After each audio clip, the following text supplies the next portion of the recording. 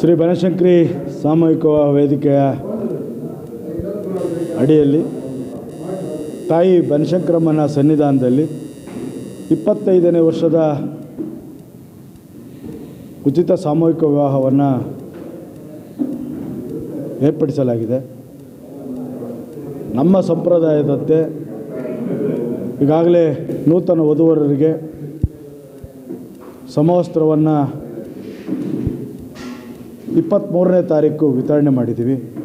ಇವತ್ತು 25.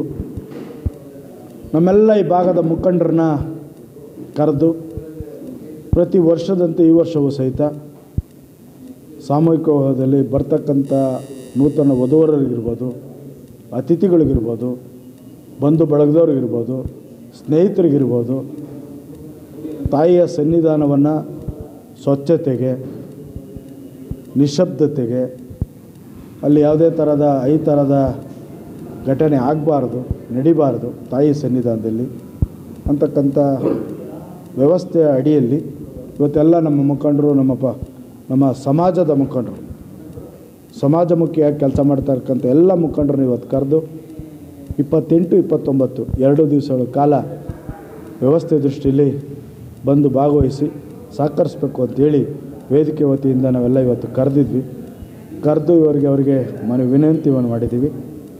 ಮಾಡಿದ ಪೂರ್ವಕವಾಗಿ ಎಲ್ಲ ಈ ಒಂದು ಸಾಮೂಹಿಕ ವಿವಾಹದಲ್ಲಿ ತೊಡಗಿಸ್ಕೊಂಡು ಯಶಸ್ವಿ ಮಾಡಿಕೊಡ್ಬೇಕು ಅಂತ ವಿನಂತಿನೂ ಮಾಡಿದ್ದೀರಿ. ಆ ವಿನಂತಿಯೊಂದು ಕಾರ್ಯಕ್ರಮ ಇವತ್ತು ಆಗಿ ಮುಗಿದಿದೆ. ಅದಕ್ಕೆ ನಾನು ಇವತ್ತು ಯಾರ್ಯಾರು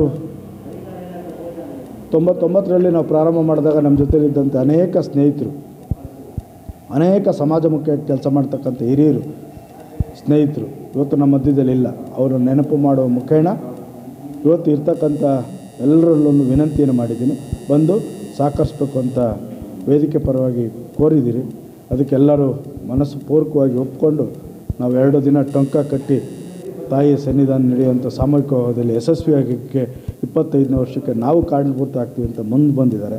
ಅವರಿಗೆ ನಾನು ವೇದಿಕೆ ಪರವಾಗಿ ತಾಯಿ ಬನಶಂಕರಮ್ಮ ಅವ್ರಿಗೆ, ಅವ್ರ ಕುಟುಂಬಕ್ಕೆ ಆರೋಗ್ಯ, ಭಾಗ್ಯ, ಐಶ್ವರ್ಯ, ನೆಮ್ಮದಿ ಕೊಡಲಿ ಅಂತೇಳಿ ನಾನು ಶುಭವನ್ನು ಹಾರೈಸ್ತೀನಿ.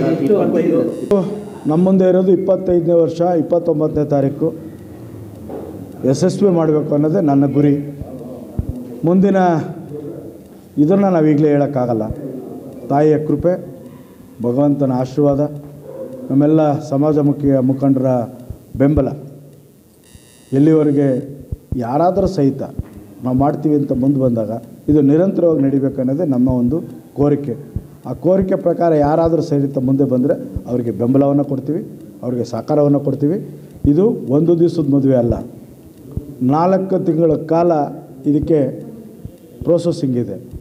ಇಲಾಖೆಗೆ ಅಪ್ಲಿಕೇಶನ್ ಕೊಡಬೇಕು, ಅನುಮತಿ ತಗೋಬೇಕು. ಅದರಲ್ಲೂ ಕೆಲವರು ಇರ್ತಾರೆ, ಆ ಮೊಸರಲ್ಲಿ ಕಲ್ಲು ಹುಡ್ಕೋಂಥ ಕೆಲವರು ಜನರಿದ್ದಾರೆ. ಅಂಥವ್ರಿಗೆ ನಾನು ವಿನಂತಿ ಮಾಡ್ತೀನಿ, ನೀವು ಬನ್ನಿ, ಈ ಸತ್ಕಾರ್ಯದಲ್ಲಿ ಭಾಗವಹಿಸಿ. ನೀವು ಬನ್ನಿ, ಮುಂದೆ ನಿಂತ್ಕೊಂಡು ಮಾಡಿ, ನಿಮ್ಮ ಜೊತೆಯಲ್ಲಿ ನಾವಿದ್ದೇವೆ. ನೀವು ಬನ್ನಿ, ಇಂಥ ಕಾರ್ಯದಲ್ಲಿ ತೊಡಗಿಸ್ಕೊಳ್ಳಿ. ನಿಮ್ಮ ಹೆಜ್ಜೆಗೆ ಹೆಗಲನ್ನು ನಾವು ಕೊಡ್ತೀವಿ. ನಮಗೆ ಬಂದ್ಬಿಟ್ಟು ನನ್ನ ಮಗನ ಕೂಡ ಹೋದ ವರ್ಷ ಇದೇ ಸಾಮೂಹಿಕ ವಿವಾಹದಲ್ಲಿ ಮದುವೆ ಆಯಿತು.